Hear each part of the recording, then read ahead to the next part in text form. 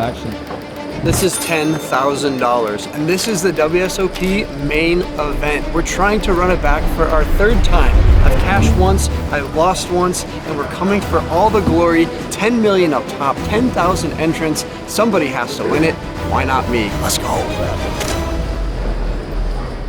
2 years ago, at my first ever WSOP main event, I successfully min cashed, but my tournament life was cut short. And last year, nothing. Eliminated just short of the money when my opponent hit a miracle ace against my pocket queens. We get the same amount of chips as everybody else. They're gonna all have more than us right now because they've been playing for a whole day, but I like the strategy of entering on day 2. Remember when I made that deep run at Triton, got 4th place for 680? I entered with 16 big blinds. I should be coming into somewhere between 60 and 75 big, so it's a completely different ball game. We can be patient, find a good spot, and hopefully double up. The only downside, the average stack right now is 101 big blinds. Not that much more than me, but I still have some work to do. It's time to make up for lost time and get to work. I immediately open Ace-King offsuit from the +2 up to 2,000. The small blind and the big blind both find the call, leading us off to a flop, which comes pretty great for me. Ace-Jack 4 rainbow. I have top pair with the best kicker, and both my opponents check it over to me. Of course, I'm gonna go for a 2,000 chip c-bet, and both opponents fold. So even though we're not making too much in this hand, winning the very first hand of my WSOP main event feels pretty sweet. Show it. What a life. And just like that, the blind levels go up to 500, 1K. I have 57K in my stack, which means I have 57 big blinds. But good news for us is that the WSOP main event utilizes one of the slowest structures in all of poker, 2-hour levels. So with 57K in my stack, I find myself in the low jack with ace 3 suited. I open it up to 2K, which is a min raise. That's pretty standard in tournament poker. And the small blind, Justin Hutton, puts in the call. He's the only one to do so. We're going off to a flop, which comes king 6 with 1 heart. I have an overcard to the paired board, and I have the backdoor nut flush draw. So when Justin checks it to me, I'm gonna go for a 2K bet, hoping that he folds, but he doesn't. He finds the call, and the turn card now comes the 4 of clubs. I don't pick up any additional equity with his turn card, so I decide to check behind when Justin checks it over to me, and the river now brings in the queen of clubs. Justin goes for the passive line and checks it over to me for a third time. There's a line in poker called bet, check, bet, and that's when the turn checks through and you bet on the flop and your opponent checks the river. You probably should take a stab at it. I'm left with just ace high. It's possible that he could have a hand like pocket 3s, deuces, 5s, and find a fold here with the queen on the river. So I go for a 10K bet, and Justin thinks about it for a little while before tossing his cards into the muck. So taking down another pot here, gaining some momentum, and finally crossing over that 60K mark once again.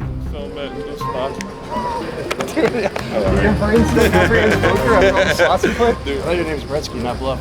We're ready to go. You're bluffing. Hey, we're ready to go, man. Well, once you saw Bretsky making an appearance in the vlog, you knew it wasn't going to be too long before we found ourselves in a hand with him. He's on the button and he opens it up to 2.5K. The small blind calls, and I'm in the big blind with king 7 of clubs, a premium. I decide to put in the call against Bretsky in the small blind, and we go off to a flop 3 ways where I have 2 overcards on a 5-4 deuce board, and somehow I don't pick up a club. Now it's customary in poker to check to the pre-flop raiser, who is Bretsky, and somehow he checks behind here. So we're gonna see a free turn card, which comes the 8 of clubs. The small blind checks again, which I think is pretty weak. Bretsky not betting the flop is pretty weak, so all things considered, I'm gonna take a stab here for 4.5K and try to get a few better hands to fold. Bretsky folds his cards. I can now say I have beaten Bretsky in a hand in the WSOP main event. Check that off the bucket list. And the small blind folds as well, so we're absolutely cruising here, picking up a nice 8.5K pot in the process. Another 2 hours passed. I have 61K in my stack at the 1200 big blind level. That puts me at 51 big blinds. Average stack in the tournament, 79 bigs. In this next hand, it folds around to me on the button, which is something that happens a lot in tournaments compared to cash games, where you get a lot of limps. In tournaments, you hardly ever see any limps, and it usually folds around to the cutoff button or small blind, and the action starts there. I decided to make it a little bit more than a 2.4K min raise and raise it up to 3K. The small blind folds, and the big blind, who goes by On Doe, sitting around 160K in his stack, puts in the call. The flop comes 10-9 deuce rainbow, a pretty great flop for me. I have top pair with a queen kicker, and On checks it over to me. Now this is a great spot to go for a bet, but I could also mix in some checks here and protect my checking back range and allow him to bet on the turn and river with some bluffs. That's what I decided to do against an opponent who clearly has a lot of chips, and he's not afraid to put them in the middle. Well, the turn comes a safe 6 of clubs, and On checks it over to me once again. At this point, I gotta put chips in the middle. I probably should go somewhere in the neighborhood of 2 to 5K. I like any of those sizings. What I don't like is checking behind and giving a free card to On once again. The logic on checking behind on the flop doesn't really make sense here on the turn. It's time to get some value. Well, I check behind. I'm not happy with this play, and the river comes the 4 of hearts. Time to get some value here now, but On leads out for 11.5K, which is an overbet into the 8K pot. A strange bet here. Maybe he's turning one of those hands into a bluff, like Queen Jack, King Jack, King Queen, maybe even Jack 8. So I put in the call, only to be shown the bad news. He had 5-3 offsuit, so he rivers a 6 high straight. To my defense, if I go for a small bet on the turn, he might have called there with a gut shot, considering he had piles of chips. But if I go big on the flop or turn, he probably just folds. So kind of shot myself in the foot here, and something I'll need to take with me going forward. Can't be making these kinds of mistakes. A little bit more of the same in this next hand, where it folds around to me on the button once again. I make it 3K to go. Like the last hand, the small blind folds, and also like the last time, the big blind puts in the call. This time though, it's John Valinis. If you don't know who John is, he's an amazing poker player from the country of Spain. He's actually 8th all time on the Spain money list with 5.9 million in total live earnings, and he's 27th on the Global Poker Index ranking. But enough of the John accolades, let's play some poker. He's human after all, and I have 2 cards just like him. We take a flop, and it comes King Queen 8. Bang! We flop the King high flush and the open-ended straight flush draw. What a hand this would be to make in my WSOP main event run. John's in the big blind, he checks it over to me, and I decide to go for a small 2K bet, to which he puts in the call. Off to the turn we go in a nearly 12K pot, and it comes a bad card. It's the deuce of hearts. It's not just a bad card because the ace of hearts would have me beat now, but with 4 hearts out there, it's going to be hard to get value unless he has the 9 of hearts or the 7 of hearts, because I have the Jack and 10 in my hand. If he has Queen 8, King Queen, King 8, King Deuce, Pocket 8, man, he's just not going to put too many chips in the middle, and I don't love this. So when he checks it over to me, I decide to check behind here and play a river, which unfortunately comes a board pairing deuce of clubs. We went from having essentially the nuts on the flop to a bad turn card and an even worse river. John leads out for 7.5K. He's a great player. He's going to have some made hands along with some bluffs, and I put in the call obviously with my Jack high flush, only to get shown 9-8 offsuit with the 9 of hearts. So we went for value there with one of the hands I beat. 9 of hearts one time for the title. The 9 of hearts, taking down a nice little 27K pot, and my chip stack was going in the wrong direction all the way down to 40K, but now it's finally back up around the 60K starting stack. Better to be lucky than good. The nice part about a lot of these clips is they can be used on both channels. It's because we're just constantly commenting. I'm always working double time. One of us. Oh, God! Damn it! Holy shit, brother. Well, it's a bummer for you that I'm not knit folding, so. You're chip leading the squad. Heck yeah. I got like 62. We're printing right now. Yeah. All right, it's time to play a 3-bet pot. Mario Booze opens up the +1 to 2.4K, and I find myself in the +2 on his direct left with ace-10 of clubs. It's a very good hand. I finally have above 60K in my stack, so why not 3-bet a guy in position? I make it 6.8K. The small blind and big blind both fold. Actions on Mario, and he puts in the call. He's trying to play a pot out of position. Let's go to a flop. It comes 6-3-3, not exactly the best board, but I'm still going to be ahead of some aces, king, queen, king, jack suited, and some other stuff as well. So when he checks to me, I go for a 5.5K c-bet. One fun fact about me is I'll never miss the opportunity to bet a Cinco de Mayo bet. For those of you that are new here, that is just May 5th. 5.5K is May 5th, hence the thing. Here we go. He puts in the call, which is a little bit strange. And we're off to a turn which comes the 8 of hearts. All right, we have ace high here, 8 of hearts on the turn. Mario called me pre-flop, and he called me on the flop. What do we do here on the turn?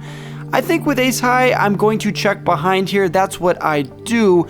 I also wouldn't blame you guys for putting in another bet here, representing aces, kings, and queens, and trying to get him to fold a hand like pocket 9s, pocket 10s, pocket 7s, something of that nature. But with 3 hearts out there, and I don't have a heart in my hand, I decided to check behind, and the river comes the 4 of spades. Not being an ace or a 10 isn't great news, but Mario checks it over to me for a 3rd time. Is it possible he has a hand that's slightly better than mine that I could get to fold? I think the answer to that is yes. I think Mario would fold ace jack, ace queen, and ace king in this spot, but I'm really just trying to get those better aces to fold, and when he checks to me, I go for a nice chunky bet here of 20.5K. Well, if we're going to win this tournament, we need chips, and in order to have chips, our bluffs have to get through. Even though it's a big bet, we're not exactly giving Mario the worst price in the world. It's 20.5K into a 48K pot to win a pot of 68K, so he's getting decent odds here, but what does he have? I don't think it's a hand as strong as pocket 6s, pocket 8s, or ace 3 suited, so we're really hoping he finds the fold here, but we get told the bad news when he flicks in a chip and turns over pocket 9s. Couldn't get that one to fold. He thought for a while. Man, this was a devastating blow to my stack. I really needed to get this one through in order to have a bunch of chips and start stacking it up in order to make a nice day 3 run. Well, that was a disaster, an absolute blow up, but there's some fun news at the end of this vlog. Make sure you stick around to the end.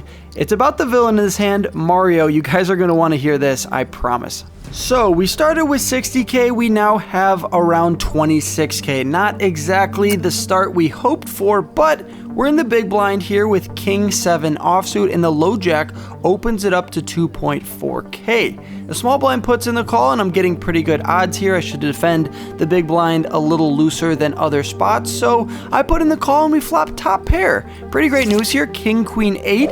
Seeing the king on the flop is definitely a sight for sore eyes. The small blind checks it over to me, and I'm going to check it over to Justin, who was the pre-flop raiser, who fires out for 3K. And when the small blind folds, I am doing nothing other than tossing in 3,000 chips.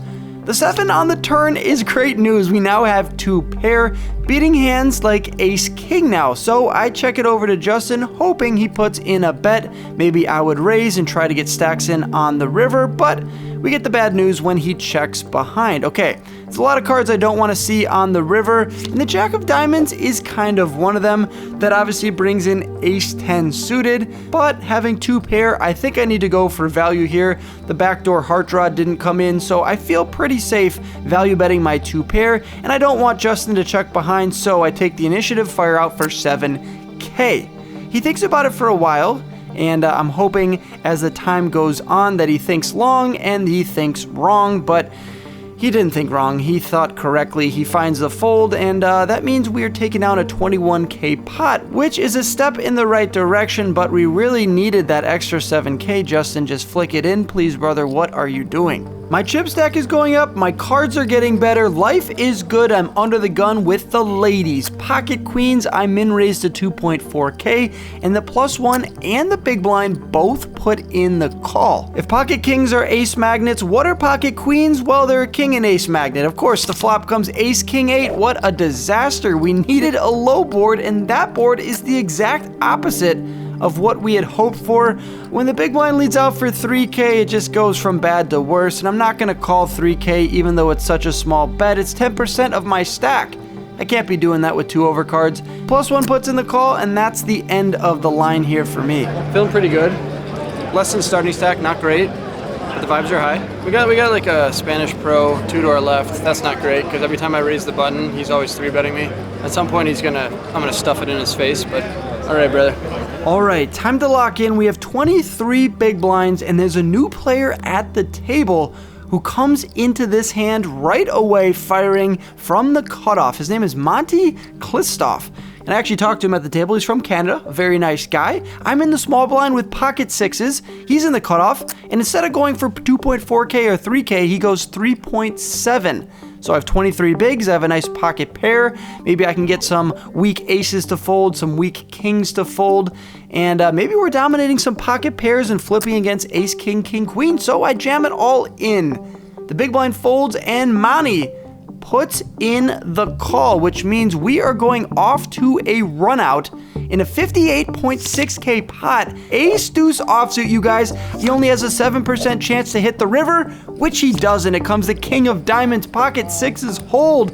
Monty doubles me up, and I'm feeling ecstatic. Such a fun tournament. You just don't want to be out of it. That's like why it's a sweat. It's like, okay, kind of, obviously the money matters, but it's like I care more just about running deep, you know? It's an interesting just- gamble, man. Wow. Sixes, I haven't seen it. I'm not as fortunate as you. I haven't seen that many good hands. To me, sixes is like nines, it's like aces, you know? Well, here's the thing, you guys. 2 hours went by after that double up. Yes, we played the whole 1.5k big blind level and didn't have a single interesting hand to report. Now, we're at the 1k, 2k, 2k blind level, and I have around 30k in my stack.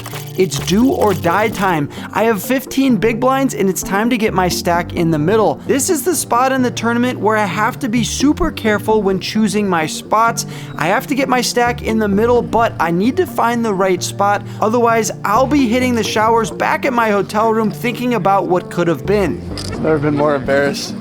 Like, so disciplined, it's unbelievable. And after 2 hours, we finally get it. A premium holding ace jack of spades from the +2, and I make it 4k to go.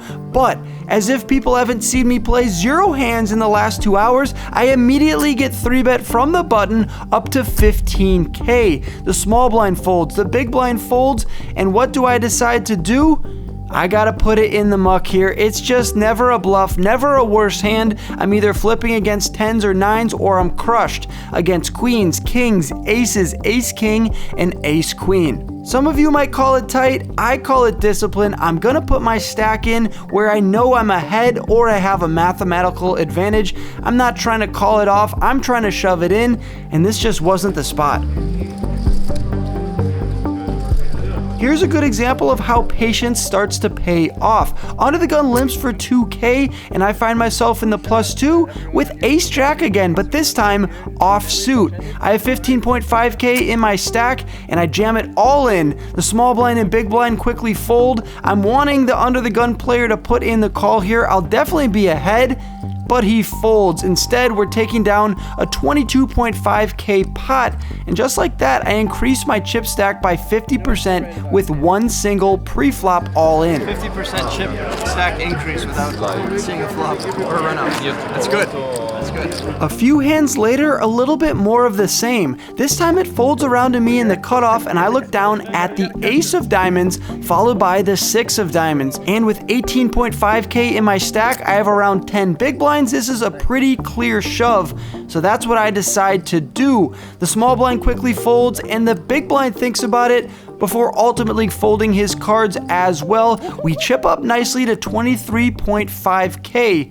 Stack is going in the right direction. I'm very happy to take these down pre-flop. Dealer, please keep giving me aces and kings, and my stack will be in the middle. And here we go, you guys. We're starting to get some of that good card distribution after a whole 2-hour level of absolutely nothing that crushed us. We now look down at king, queen of clubs, 2/5 of a royal flush, and I'm feeling pretty great. Sitting on 22.5k at the 2k big blind level, that's around 11 big blinds, which is healthy, but still very much so in the dire needing to double up area. I decided to shove my stack in the middle, kind of a no-brainer here. I could min-raise, call off, or min-raise fold, but I think just shoving it in here and allowing the cards to fall where they may is the best play.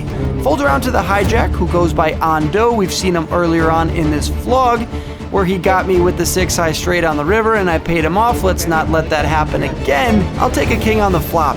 It doesn't come. It's the Jack 9 4-board, rainbow, no club. The turn comes a Jack of clubs, which is not exactly what we need, and the river isn't the king. It's the 5 of spades. Just like that, we are in disbelief. 50k pot going his way. That would have almost brought us back to the 60k starting stack, which we got for $10,000, but instead we give it to An, and we donate our $10,000 buy-in. That's all good. I had no hands all day. Maybe I open that and then I can't fold to a shove. What am I talking about? Yeah. It is what it is. Only took us like months to get approval to film, only to film one day. Remember I told you guys to stay tuned to the end for something really crazy? Well, the same guy that called me down with 9s when I was trying to bluff him, he's on the main event final table the way they're doing it with ESPN this year. No, he can't. All out of gas is Mario Bos. Man, so many weird things in this tournament, from sitting down with Bretsky on day 2 to also playing with a guy who's on the main event final table and very well might take down the whole thing. This has been a crazy one. It wasn't the one I hoped, but I'm telling you, next year I'm coming back with a vengeance. Huge shout out to WSOP for letting me film. Hit that subscribe button because the next video is going to be a crazy cash game, and 2 videos from now will be one of the craziest cash games I've ever played in my entire life. That's coming right up. Hit that subscribe button. I'll catch you in the next video. Peace.